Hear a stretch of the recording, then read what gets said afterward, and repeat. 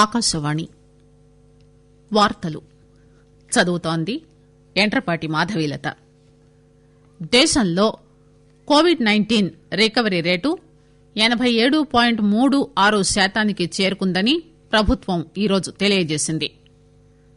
దేశంలో ఈరోజు నుంచి కేవలం 50% సీట్ల సామర్థ్యంతో సినిమా హాళ్లు, మల్టీప్లెక్స్లు తిరిగి తెరిచేందుకు కేంద్రం అనుమతించింది. రైల్వే స్టేషన్లలో ఉన్నప్పుడు గానీ, రైళ్లలో ప్రయాణించేటప్పుడు గానీ కోవిడ్ మార్గదర్శకాలను ఖచ్చితంగా పాటించాలని రైల్వే భద్రతా దళం ఆర్పీఎఫ్ ప్రజలకు సూచించింది. భారతదేశ 11వ రాష్టపతి డాక్టర్ ఏపీజే అబ్దుల్ కలాం జయంతిని ఐక్యరాజ్యసమితి ఆధ్వర్యంలో ఈరోజు ప్రపంచ విద్యార్థి దినోత్సవంగా జరుపుకుంటున్నారు. తెలంగాణ, ఆంధ్రప్రదేశ్ రాష్ట్రాల్లో భారీ వర్షాలు కురిసిన నేపథ్యంలో పరిస్థితిని కేంద్రం నిశితంగా గమనిస్తోంది.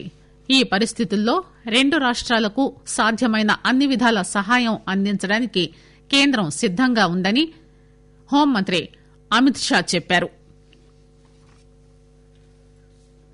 దేశంలో కోవిడ్-19 రికవరీ రేటు 87.36% చేరుకుందని ప్రభుత్వం ఈరోజు తెలియజేసింది. గడిచిన 24 గంటల్లో 81,000 మందికి పైగా కోవిడ్ రోగులు కోలుకున్నారు. దీంతో ఇప్పటి వరకు 63,83,000 మందికి పైగా కోలుకున్నారని ఆరోగ్య మంత్రిత్వ శాఖ తెలియజేసింది. ప్రస్తుతం దేశంలో యాక్టివ్ కేసుల సంఖ్య 8,12,000గా ఉంది. మరణాల రేటు 1.52%గా నమోదైంది. ప్రపంచవ్యాప్తంగా చూసినట్లయితే ఈ రేటు అత్యల్పం. గడిచిన 24 గంటల్లో దేశంలో 67,735 కొత్త కోవిడ్ కేసులు నమోదయ్యాయి. దీంతో మొత్తం పాజిటివ్ కేసుల సంఖ్య 73 లక్షలకు పైగా ఉంది. అలాగే గడిచిన 24 గంటల్లో 680 మరణాలు సంభవించాయి.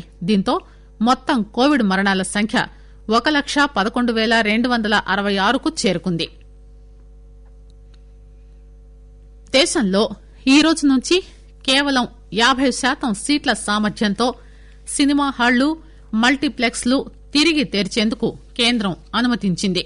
అయితే కంటైన్మెంట్ జోన్లలో సినిమాల ప్రదర్శనను అనుమతించరు.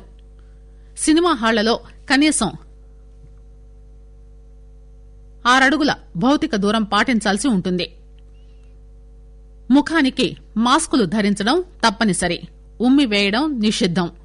ప్రవేశ మార్గాల వద్ద థర్మల్ స్క్రీనింగ్ నిర్వహిస్తారు. ప్రవేశ మార్గాల వద్ద పనిచేసే స్థలాల్లో హ్యాండ్ శానిటైజర్లు అందుబాటులో ఉంచుతారు. ఇంటర్మిషన్ సమయంలో లాబీల్లో, వాష్రూంల వద్ద ఎక్కువ మంది గుమికూడకుండా ఏర్పాట్లు చేస్తారు. ప్రతి సినిమా ప్రదర్శన తర్వాత థియేటర్లను, మల్టీప్లెక్స్లను శానిటైజ్ చేస్తారు. రైల్వే స్టేషన్లలో ఉన్నప్పుడు గానీ, రైళ్లలో ప్రయాణించేటప్పుడు గానీ కోవిడ్ మార్గదర్శకాలను ఖచ్చితంగా పాటించాలని రైల్వే భద్రతా దళం ఆర్పీఎఫ్ ప్రజలకు సూచించింది. కోవిడ్-19 నిర్ధారణ పరీక్ష చేయించుకుని దాని ఫలితం రాకముందే రైల్వే స్టేషన్ కు రావడం లేదా రైలెక్కడం వంటివి అనుమతించేది లేదని స్పష్టం చేసింది. ఉమ్మి వేయడాన్ని నిషేధించారు. మాస్కు ధరించకపోవడం, దానిని సరిగ్గా వాడకపోవడం, భౌతిక దూరం పాటించకపోవడం కరోనా వ్యాప్తికి కారణమయ్యే ఏ పని చేయరాదని స్పష్టం చేసింది. ఆకాశవాణి వార్తలు వింటున్నారు. కోవిడ్-19 నుంచి రక్షణకు 3 మంత్రాలు. మాస్క్ తప్పక ధరించండి. 6 అడుగుల దూరం తప్పనిసరి. గుర్తుంచుకోండి. ముఖాన్ని తాకకండి. చేతులు శుభ్రంగా ఉంచుకోండి.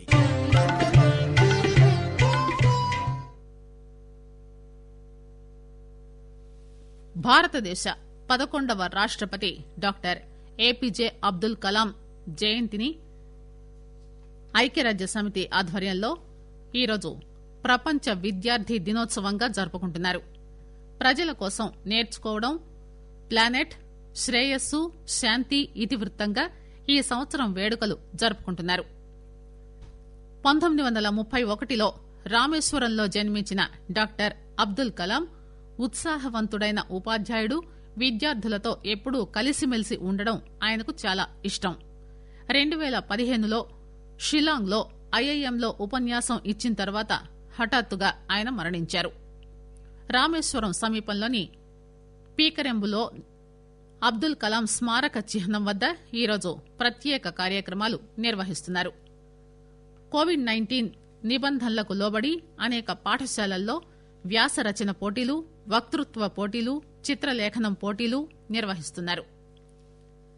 డాక్టర్ ఏపీజే అబ్దుల్ కలాం జయంతి సందర్భంగా ప్రధానమంత్రి నరేంద్ర మోదీ ఆయనకు ఘనంగా నివాళులర్పించారు.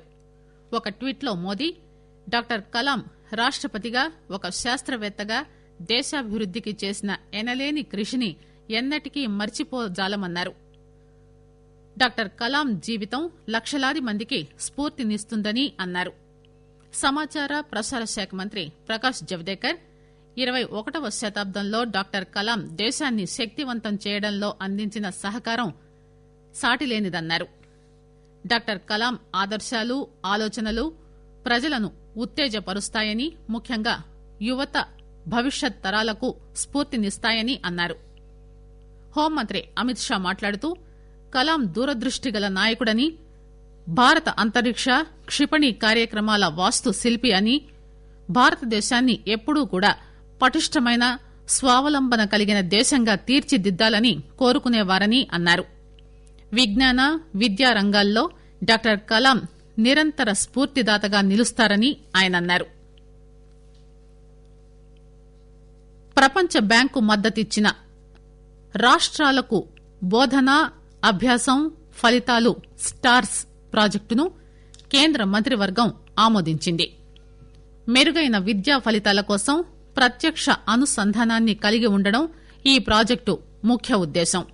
సమాచార ప్రసార శాఖ మంత్రి ప్రకాష్ జవదేకర్ ఈ సందర్భంగా విలేకరులతో మాట్లాడుతూ 500 మిలియన్ల అమెరికన్ డాలర్ల ప్రపంచ బ్యాంకు ఆర్థిక సహాయంతో పాటు మొత్తం 5,718 కోట్ల రూపాయల ఖర్చుతో ఈ ప్రాజెక్టును చేపడుతున్నట్టు చెప్పారు. పాఠశాల విద్య, అక్షరాస్యత విభాగం ఆధ్వర్యంలో కేంద్ర నూతన జాతీయ విద్యా విధానం పథకం కింద ఈ స్టార్స్ ప్రాజెక్టును అమలు చేస్తారని మంత్రి చెప్పారు. హిమాచల్ ప్రదేశ్, రాజస్థాన్, మహారాష్ట, మధ్యప్రదేశ్, కేరళ, ఒడిశా రాష్ట్రాల్లో ఈ పథకం అమలు చేస్తారని జవదేకర్ చెప్పారు. నూతన విద్యా విధానంలో ఇదొక మైలురాయి వంటిదని ఆయన అన్నారు. తెలంగాణ, ఆంధ్రప్రదేశ్ రాష్ట్రాల్లో భారీ వర్షాలు కురిసిన నేపథ్యంలో పరిస్థితిని కేంద్రం నిశితంగా గమనిస్తోంది. ఈ పరిస్థితుల్లో రెండు రాష్ట్రాలకు సాధ్యమైన అన్ని విధాలా సహాయం అందించేందుకు కేంద్రం సిద్దంగా ఉందని హోంమంత్రి అమిత్ షా అన్నారు.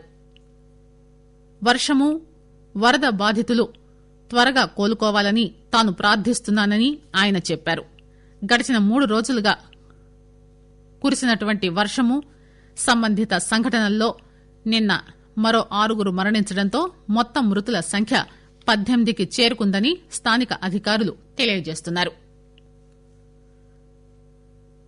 దుబాయ్ వేదికగా నిన్న జరిగిన ఐపీఎల్ మ్యాచ్లో రాజస్థాన్ రాయల్స్ పై ఢిల్లీ క్యాపిటల్స్ జట్టు 13 పరుగుల తేడాతో విజయం సాధించింది. షార్జా క్రికెట్ స్టేడియంలో ఈరోజు జరిగే మ్యాచ్లో రాయల్ ఛాలెంజర్స్ బెంగళూరు జట్టు కింగ్స్ 11 పంజాబ్ జట్టుతో తలపడుతుంది. వార్తలు ముగించే ముందు విశేషాలు మరోసారి. దేశంలో కోవిడ్-19 రికవరీ రేటు 87.36% చేరుకుందని ప్రభుత్వం ఈరోజు తెలియజేసింది. దేశంలో ఈ రోజు నుంచి కేవలం 50% సీట్ల సామర్థ్యంతో సినిమా హాళ్లు, మల్టీప్లెక్స్లు తిరిగి తెరిచేందుకు కేంద్రం అనుమతించింది.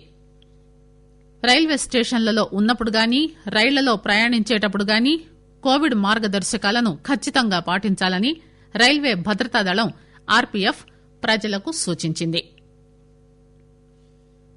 ఆకాశవాణి వార్తలు ఇంతటితో సమాప్తం.